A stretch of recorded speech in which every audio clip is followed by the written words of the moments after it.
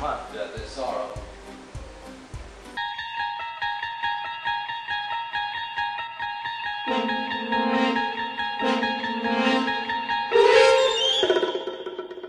Welcome back to the 31 Nights of Fright review of the Fear Itself series. Today we continue things off with an episode of multiple personalities. This episode is entitled Echoes. The plot revolves around a man who believes he was a murderer in a past life, and the events from his past are starting to repeat themselves in the present. At first the events start out as dreams, but get more and more severe as time passes by, as if the dreams are powering up and turning into reality. So our protagonist visits a therapist to find out what the issue may be with his violent dreams of being killed and the tormentor of his dreams. Anyone wants to guess? Ooh, Freddy? Anywho, things seem to take a strange turn as the tormentor in the dream is able to actually take over the body of our protagonist and speak. The whole event is as if the ghost is using the body of a medium. So now, a new dilemma has risen where our hero literally losing his body to the spirit of a murderer from the 1930s. From there, it's a race against time for our hero to save his body and his life. The performances of all three main stars in this film are quite great.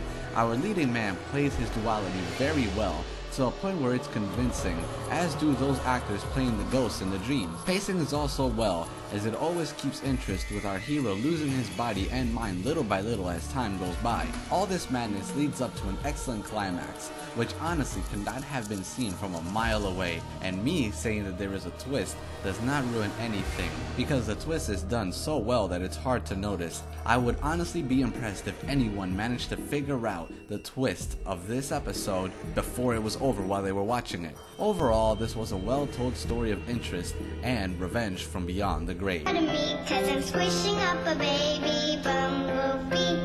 Ew! It's yucky!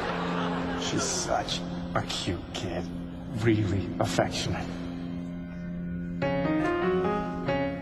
I'm wiping off a baby bumblebee. Won't my daddy be so proud of me? 'Cause I'm wiping off a baby bumblebee. Now my daddy's very mad at me.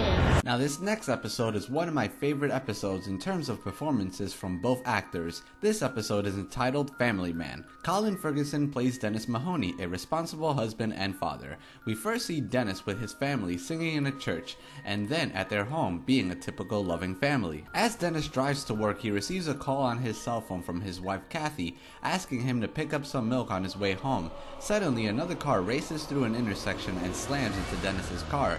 Blood drips onto the cell phone lying on the pavement as Dennis is slumped over in his seat. In the hospital emergency room, Dennis, wearing a hospital gown, sees his family on the other side of a window in the waiting room. He tries to get their attention, but is unsuccessful. "She can't hear you, bro," says a man in a flannel shirt named Brodigan, played by Clifton Collins Jr. "She can't see you either. You're dead. We both are." Dennis protests, but follows the man who leads Dennis to an operating room. Brodigan's body, bleeding from a gunshot wound, lies on a gurney. Nearby, Dennis lies still from a massive head injury. "This can't be happening," Dennis says to himself while staring at his own body. Dennis then wakes up and discovers that he is chained to a hospital bed. He asks for his family. "Your family?" says Sheriff Weller. "You don't have a family unless you count the ones you slaughtered." Dennis turns to look at himself in the mirror.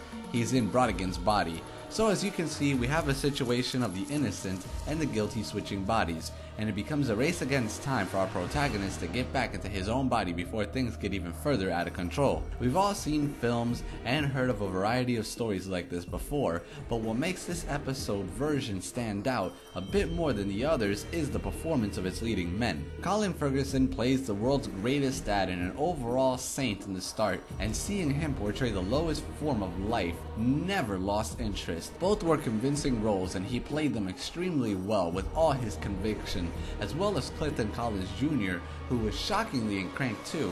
And when I think about that movie, I'm not thinking about good acting so much as I'm thinking about utter chaos. Colin's performance as a good man trapped in an evil man's body was great as well. His range of emotions and desperation told a story of a man wanting to get back to his family at all costs, including his own life, and seeing both actors interact face to face with disgust for each other only made rooting for the good guy more tempting. Pacing was great, story was good, performances were strong and outstanding, and the ending was good, with minor plot holes, but with its shocking ending, you can kind of forgive the minor plot holes. Overall, I would highly suggest this episode for the leading men's performances alone. Tune in next time as we further delve into Fear itself.